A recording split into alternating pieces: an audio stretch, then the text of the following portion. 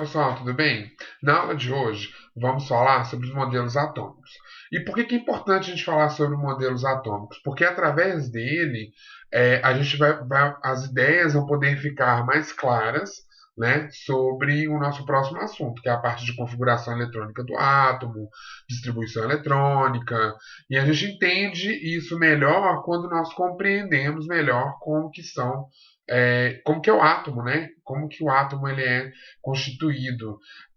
Então, por isso que é importante a gente entender e aí a gente vê desde um relato histórico, né?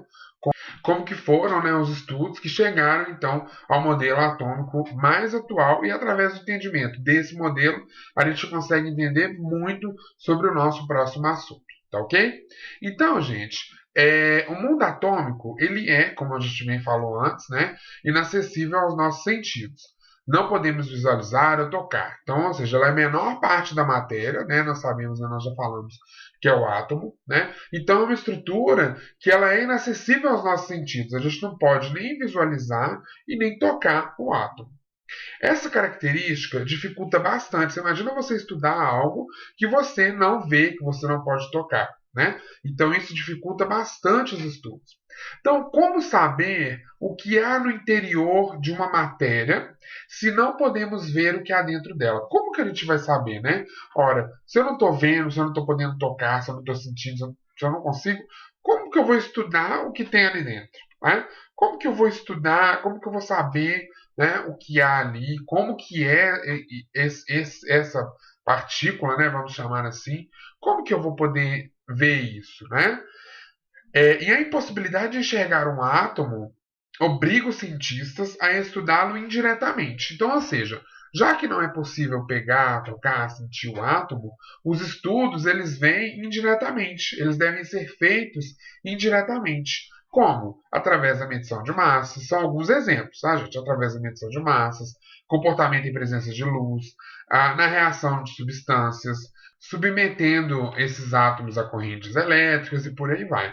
São algumas formas de a gente conseguir entender, né, e estudar esses elementos aí, ok?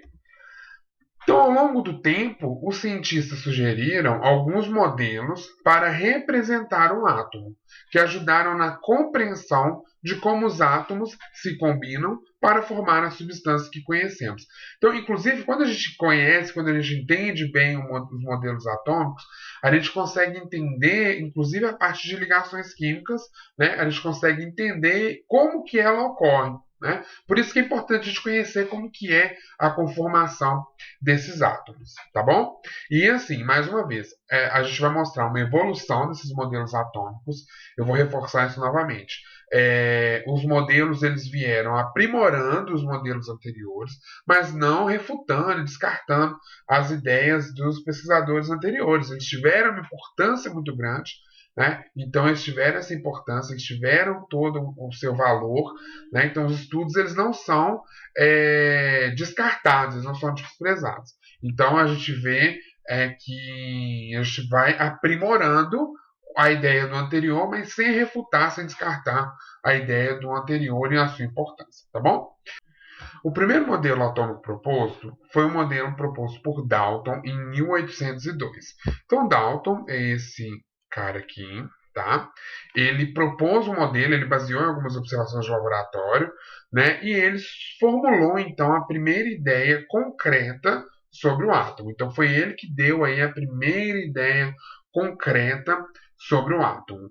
Para ele, o átomo ele era uma pequeniníssima esfera indestrutível, intransformável e indivisível, com massa definida e propriedades características que podiam juntar-se a outras para formar novas substâncias. Você vê bem lá, em 1802, com poucos recursos, né, então Dalton formulou uma teoria que era uma teoria muito interessante, né, de que existia essa menor parte, essa partícula aí, que era uma esfera indestrutível, intransformável, indivisível, com massa definida e algumas propriedades, né? Características, né? Que possuem algumas propriedades características, que podiam juntar-se a outras, né? Que podiam unir-se a outras para formar, então, novas substâncias. Então, Dalton ele veio e formulou isso lá em 1802. Então, Dalton acreditava que existiam vários tipos de átomos. Então, ele acreditava que existia um átomo é, de maneira diferenciada, né? De hidrogênio, de lítio, enfim, existiam vários tipos de átomos. O átomo de hidrogênio seria diferente do de ferro, que por sua vez seria diferente de oxigênio, e por aí vai. Né? Então o Dalton ele atribuía essas características aí. O Dalton ele acreditava que os átomos eles tinham então Dalton acreditava que existiam vários tipos de átomos. Né? Ele acreditava que existiam aí vários tipos de átomos. O átomo de hidrogênio seria diferente do átomo de ferro, que por sua vez seria diferente do de oxigênio, e por aí vai. Esse modelo ficou conhecido como modelo bola de bilhar. Né? Às vezes isso é muito típico, né? Os modelos eles terem esses nomes aí que dão as suas características. Então esse modelo de Dalton ficou conhecido como modelo bola de bilhar, porque ele parecia uma bola de bilhar, uma bola de sinuca, que era indivisível, uma massa compacta. Era esse aí o modelo proposto por Dalton. Mas o que aconteceu com esse modelo? Ele foi abandonado. Por quê? Não explicava novas questões que surgiram na ciência, como por exemplo a origem da eletricidade. Então esse modelo, ele era um modelo interessante, ele começava a explicar algumas coisas, mas ele não dava explicações sobre, por exemplo, a origem da eletricidade. Por que existia eletricidade? Ele não dava esse tipo de explicação. Então é por isso que ele foi abandonado e foi então aprimorado pelo Thomson, né? Logo após o modelo de Dalton, né? Então veio Thomson em 1800. Olha para vocês verem, o modelo de Dalton ele persistiu quase 100 anos, né? Mas com o avanço das pesquisas, né? Então chegou o Thomson em 1897. O cientista John Joseph Thomson elaborou uma experiência usando tubo de raios catódicos. Né? Então ele fez uma experiência usando esse tipo de tubo de raios catódicos. Ele concluiu que os raios catódicos são, na verdade, constituídos pelo fluxo de partículas. Né? Então são raios, né, que geram uma certa eletricidade. E aí ele falou que ele deu a conclusão, ele concluiu, né, que esses raios originados nesse experimento eles eram constituídos por fluxos de partículas menores do que a dos átomos e dotadas de carga elétrica negativa, que foi chamado de elétrons. Então olha só, lá em 1897 que veio o conceito de elétrons. Então foi Thomson que introduziu o conceito de elétrons em sua teoria. Vocês lembram lá que Dalton ele não falava nada de carga elétrica, não falava nada de elétron, próton, nêutron, ele não falava nada disso. Né? O Thomson já veio, porque no seu experimento ele via que tinha um fluxo elétrico, né, um fluxo de energia, então esse fluxo ele atribuiu a uma partícula que é menor do que o átomo. Né? Você lembra que a gente falou lá anteriormente que o átomo ele tem a massa, né, do elétron, ela é desprezível. Então, ou seja, uma partícula menor do que o átomo, né? E dotada de carga elétrica negativa, que foi chamada de elétron. A partir dessa descoberta, estava provado que o átomo não é indivisível, como sugeriu Dalton. Então, a partir dessa descoberta do elétron, né, do que existia essa partícula menor que gerava uma corrente elétrica, foi então provado que o átomo não é uma partícula indivisível, né, como sugeriu o Dalton, né, uma partícula que não tinha as suas divisões, né, como sugeriu o Dalton. O modelo de Thomson considerava o átomo como uma esfera de carga elétrica positiva, possuindo elétrons incrustados. Então ele sugeriu, ele manteve então o modelo esférico, né, olha só, mas ele atribuiu cargas a esse modelo. Né? Então ele sugeriu, ele considerou que o átomo era uma esfera de carga elétrica positiva. Né? Então olha só, aqui a carga elétrica positiva aqui na esfera. Então a esfera tinha carga elétrica positiva. E os elétrons eles estavam incrustados, né? Incrustados nessa esfera aí. E esse modelo ele ficou conhecido como modelo pudim de passas. É como se fosse pense num pudim de passas, né? Tem uma massa ali, que é a massa do pudim, com as passas incrustadas nele ali. Então, esse modelo ficou conhecido como modelo pudim de passas. Outros cientistas, então, modificaram, aí foram aprimorar, né? Ele teve esse avanço, o Thomson, e aí começou a ter o aprimoramento. Então, outros cientistas modificaram o tubo de raios catódicos e descobriram outra partícula subatômica de sinal positivo e mais pesada que o elétron. Essa partícula foi chamada de próton, né? Então, o Thomson ele introduziu o conceito de partícula positiva, mas você vê que ele não fala nada sobre próton, ele só fala sobre o elétron. Então, outros cientistas aprimoraram esse experimento, né, com raios catódicos e descobriram que existia uma outra partícula de sinal positivo e mais pesada do que o elétron. Essa partícula foi chamada de próton. E no fim do século XIX foi descoberta então a radioatividade, né? Então, e a radioatividade foi importante para a descoberta do próximo modelo atômico, né? Então, o próximo modelo atômico seguinte foi o de Rutherford. Rutherford ele foi com a descoberta, foi ele que propôs esse novo modelo atômico, né? E aí, com a descoberta do próton e da radioatividade, o modelo atômico de Thomson estava incompleto. Então, sabiam que a gente lembra, a gente viu lá que Thomson não fala sobre próton, né? Muito menos sobre a radioatividade. Então, esse modelo ele não explicava essas novas descobertas que haviam sido feitas. Então, precisava ser aprimorado também. Então, veio Rutherford, né, o Ernest Rutherford, que é esse rapaz aqui, elaborou um experimento para estudar melhor a estrutura da matéria. Então, Rutherford elaborou um novo experimento para estudar melhor a estrutura da matéria. O que ele fez? Ele bombardeou uma finíssima folha de ouro com partículas com carga positiva, chamada de partículas alfa, né? Então ele bombardeou ali, aí por isso que essa partícula alfa são partículas aí radioativas, chamadas partículas alfa. Então, para saber se essas partículas atravessavam ou retornavam, ele usou uma tela feita de material fluorescente que emite luminosidade quando atingida por essas partículas alfa. Então, ele colocou uma folha de ouro, projetou, jogou um feixe de luz, né, de partículas alfa de carga positiva, e atrás dessa folha de ouro tinha um material, né, que caso a partícula alfa projetasse, batesse nessa folha, nesse material que estava atrás, ela emitia luminosidade, né? Ela emite luminosidade pela partícula alfa. Então foi esse o experimento que ele propôs. Então, ou seja, se o caso não passasse nada, aquele material que ficava atrás não emitisse luminosidade nenhuma, provável que aquela partícula ali ela era totalmente maciça, né?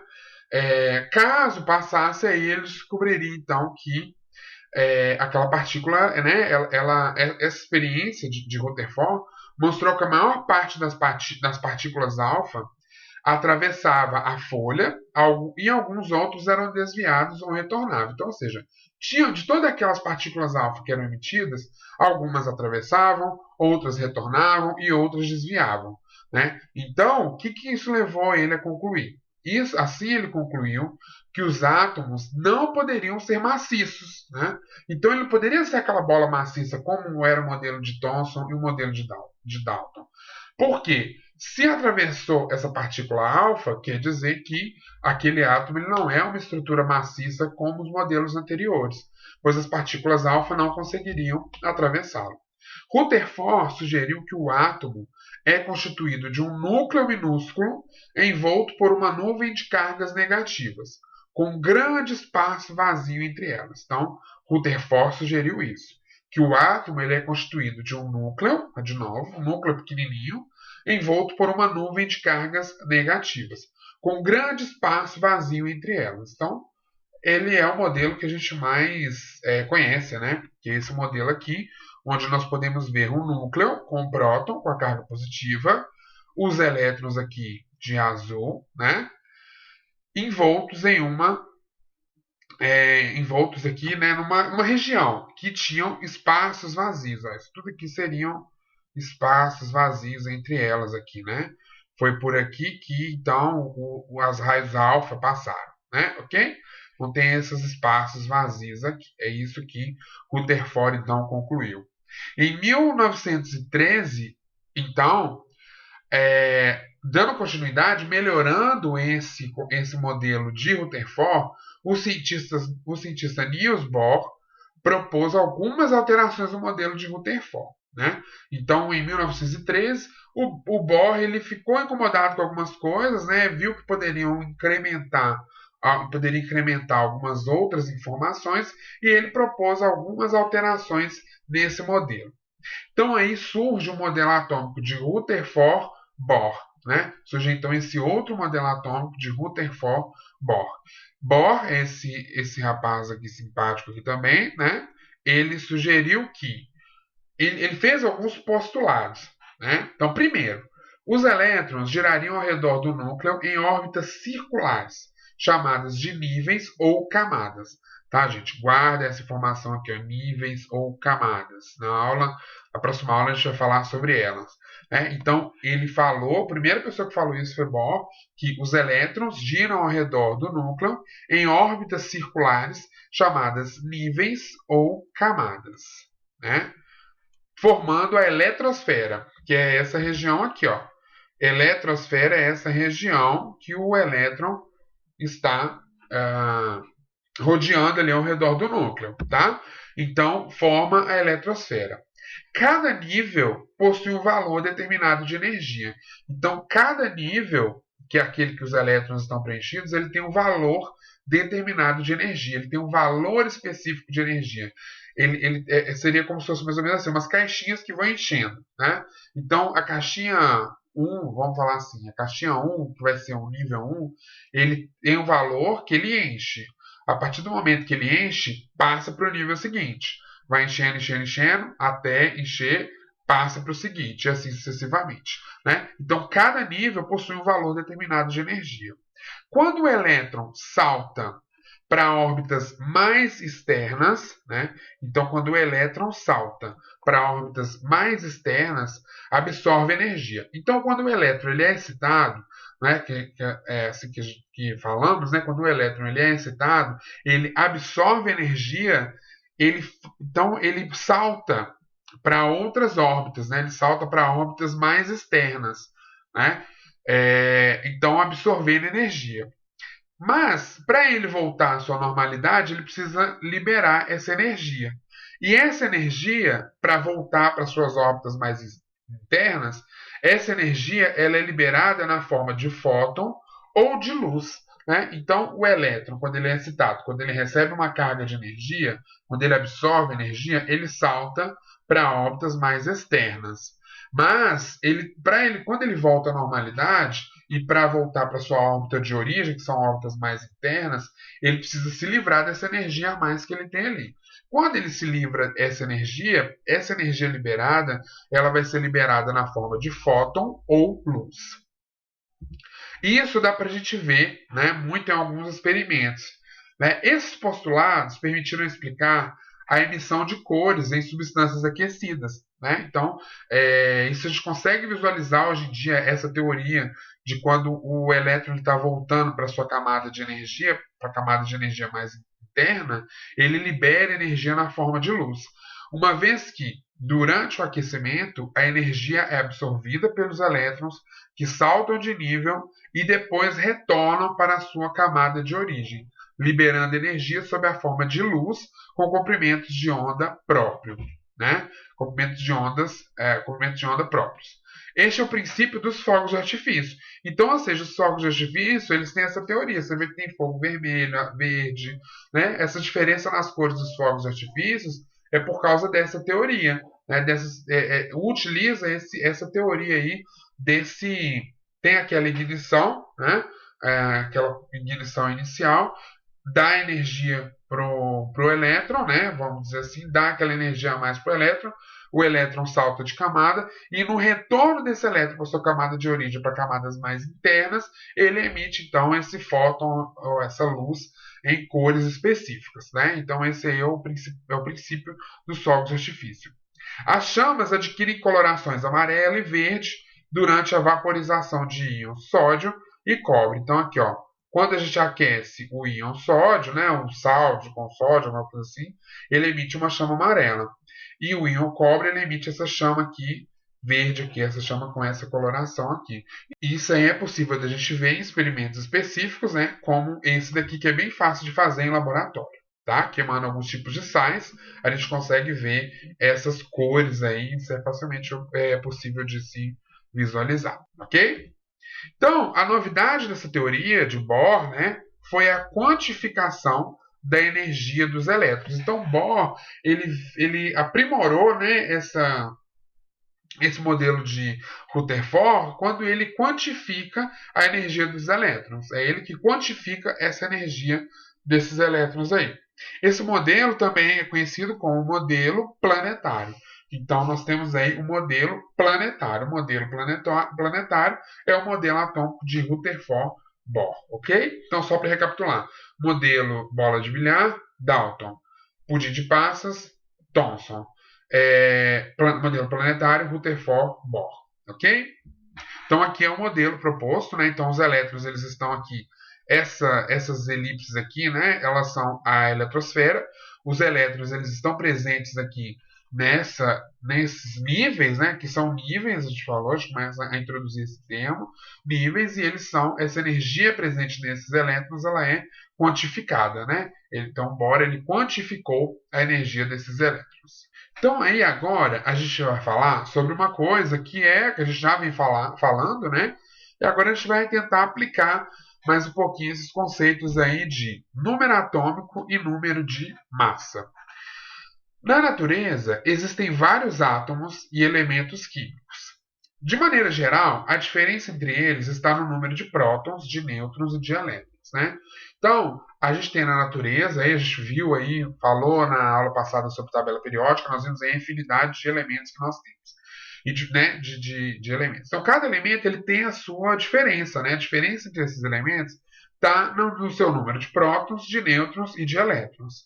Assim, os átomos podem ser diferenciados pelo número atômico e número de massa, né? Mas aí nós já falamos que a forma correta é a forma de se representar, né, e identificar esses elementos através do número atômico, né, que é o número de prótons. O número atômico de um átomo, representado pela letra Z, nós já falamos isso também, né? O número atômico de um átomo, representado pela letra Z, é definido pelo seu número de prótons. Não existem dois elementos químicos diferentes com o mesmo número atômico. Nós também já falamos isso. Cada elemento tem o seu número atômico específico. Não existem dois com o mesmo número atômico.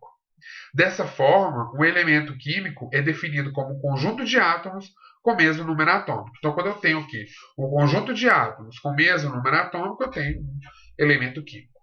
O número atômico define átomos que apresentam as mesmas propriedades. Então, o número atômico, ele define os átomos que têm as mesmas propriedades.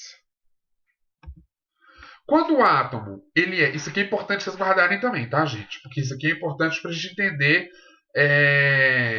da parte de ligações.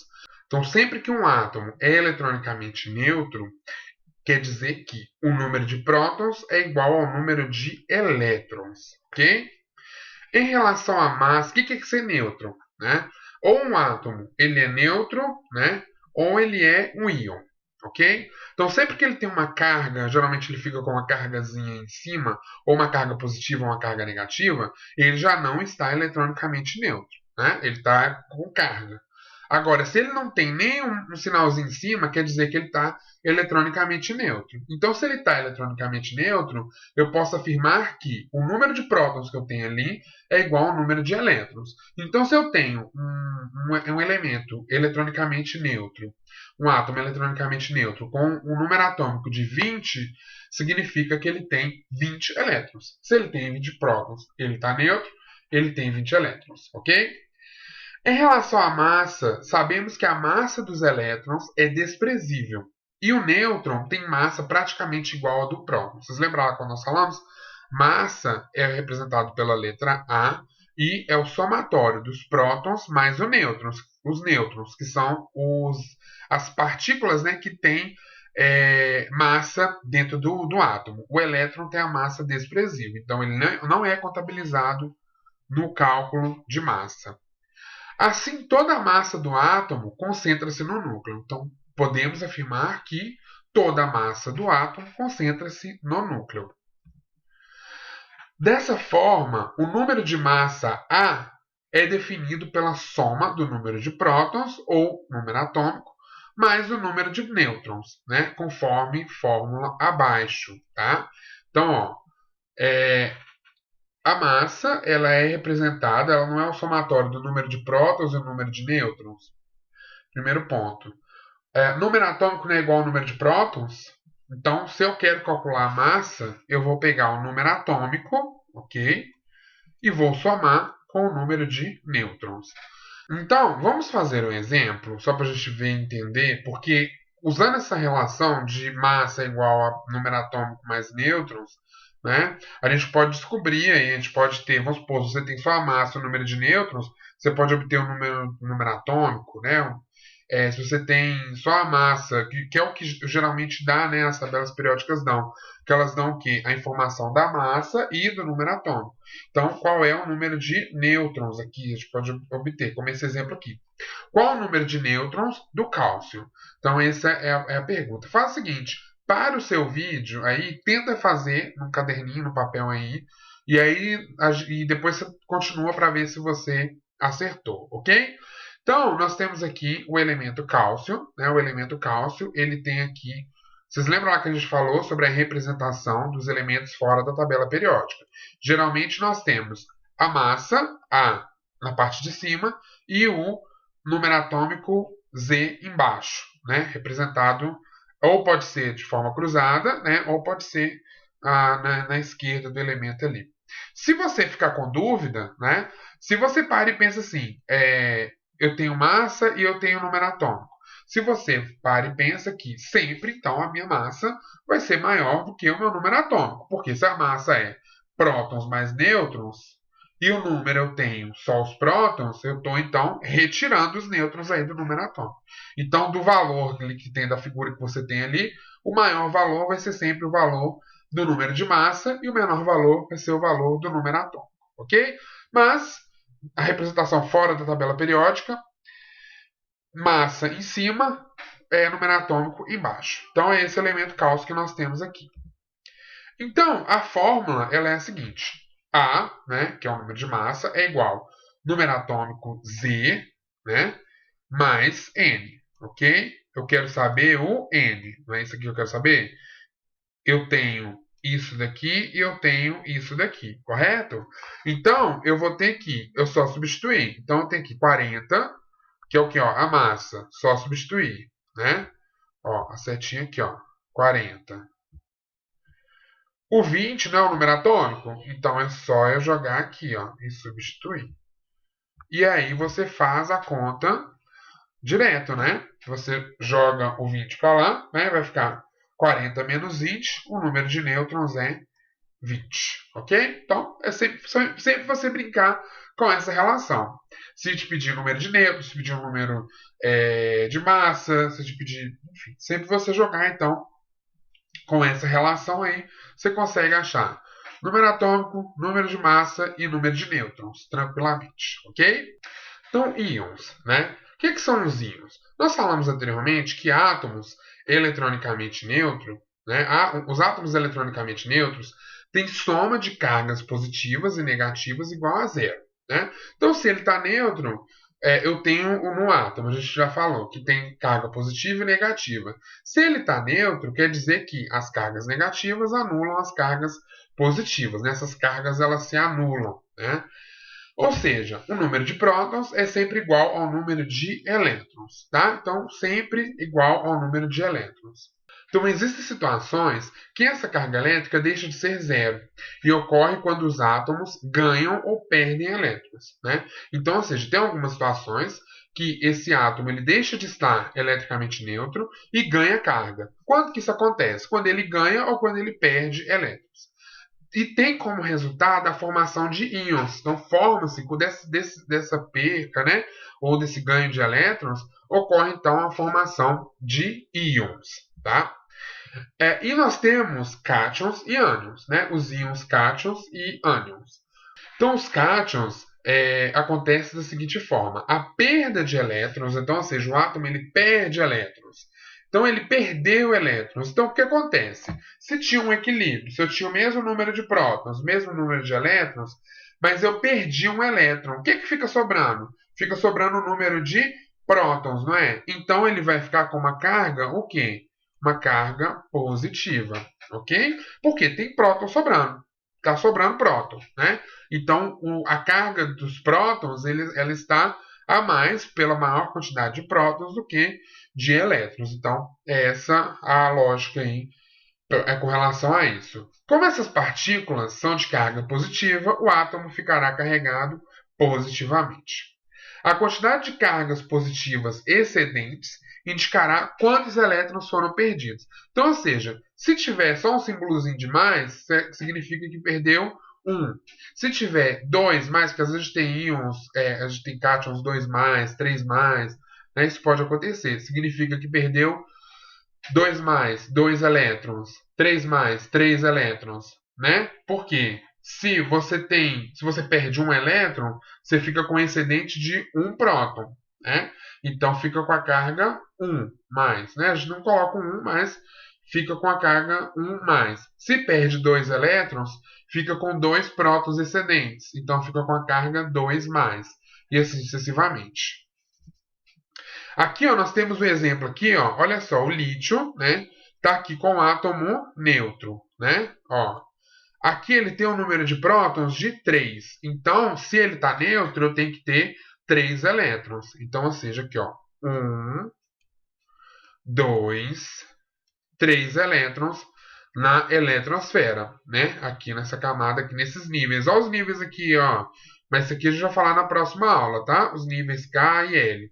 Estão distribuídos aí esses elétrons. Então, ele tem 3 prótons, né? Então, ele vai ter 3 elétrons. Agora, quando ele vira um cátion, ó, cátion, Li mais 1. Então, quer dizer o quê? Mais 1 significa que eu tenho uma carga, um próton, né, sobrando. E que, consequentemente, leva à conclusão que perdeu-se um elétron, né? Então, sempre a gente pensar que o que se perde e o que se ganha são elétrons, tá? Não são os prótons, não. O que se perde e o que se ganha são sempre os elétrons. Então, ou seja, no cátion Li mais 1, eu tenho o número atômico de 3, né? Eu tenho 3 prótons, né? 3 prótons esse íon aqui, e 2 elétrons, né? Ó, 2 elétrons aqui. Então, isso significa que eu tenho um lítio 1 mais, ok? Já os ânions, né? É o contrário, né? É a carga negativa. Então, o processo, nesse caso, é inverso à formação do cátion. Né? Ele tem um processo inverso à formação do cátion. Se no cátion eu perco elétrons e fico com carga positiva a mais, né? Eu fico com prótons sobrando em relação aos elétrons, no ânion é diferente. Então, eu vou ganhar elétrons e vou ficar com carga negativa a mais em relação aos prótons. Se o átomo recebe um ou mais elétrons, ele fica com uma ou mais cargas negativas, transformando-se em um íon negativo ou um ânion, né? Então, se ele recebe um ou mais elétrons, ele vai ficar com essa carga negativa a mais, transformando-se em um íon negativo ou um ânion. Então, sempre que você vê ali um elemento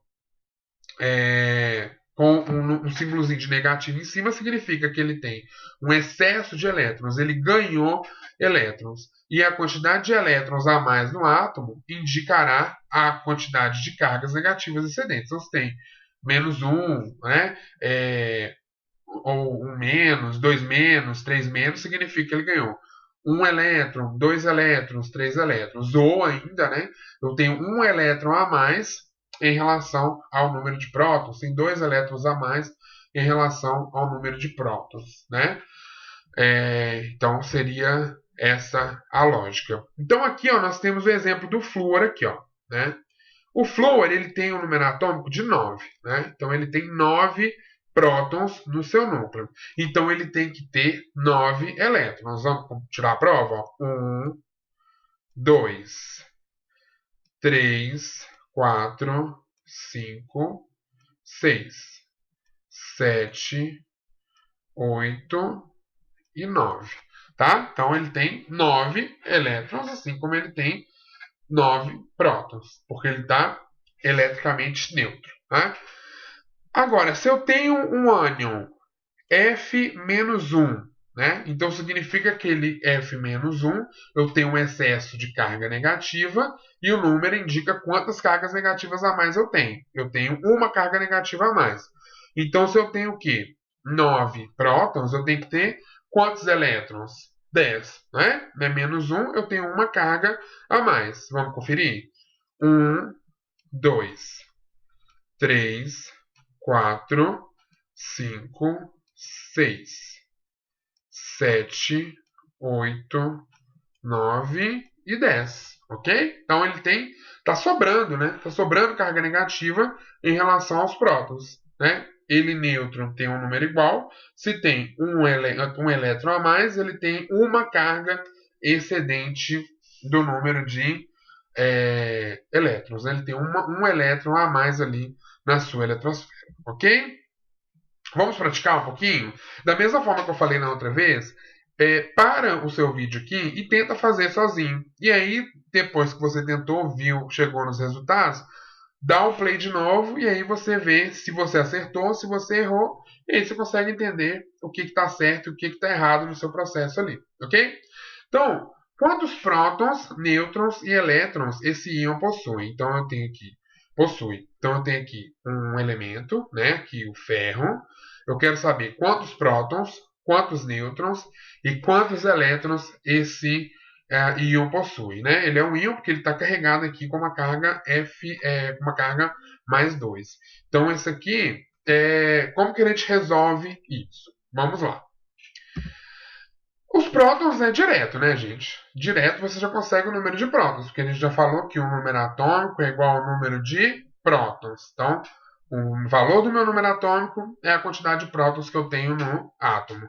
Então, aqui, nesse elemento aqui, o 26 é o número atômico, né? Vocês lembram lá que a massa, nessa representação fora da tabela, fica em cima e o número atômico fica embaixo. Ah, não lembro disso. Então, o maior número é sempre o valor de massa e o menor número é sempre o valor do número atômico. Então, aqui nós temos que o número atômico ele é 26. Então, se os prótons é igual ao número atômico, né? Se o número de prótons é igual ao número atômico, então o número atômico desse elemento é 26, significa que eu tenho 26 prótons. Vamos para o número de nêutrons agora, igual naquela relação que a gente fez anteriormente, usando essa formulazinha aqui, da massa e do número atômico. Ou seja, isso aqui eu tenho, correto, gente? Isso aqui eu também tenho. Então, fica fácil de obter o N aqui, né? Então, a massa não é 56, o maior valor, é igual a 26, que é o número atômico, mais N. Eu vou isolar o N e vou obter que o número de nêutrons é igual a 30, né? Então, o número de nêutrons é igual a 30. Então, já tem aqui, ó, prótons 26, né? Deixa eu tentar escrever. 26. Nêutrons, 30. E os elétrons agora? Lembrando que pode ter uma pegadinha, né? Se você usa a relação sempre um átomo neutro, ele eletronicamente neutro, ele tem número de elétrons igual ao número de prótons. Se não tivesse se não fosse o íon, né? Se não tivesse essa carga aqui, você poderia já afirmar o número de elétrons é igual a 26.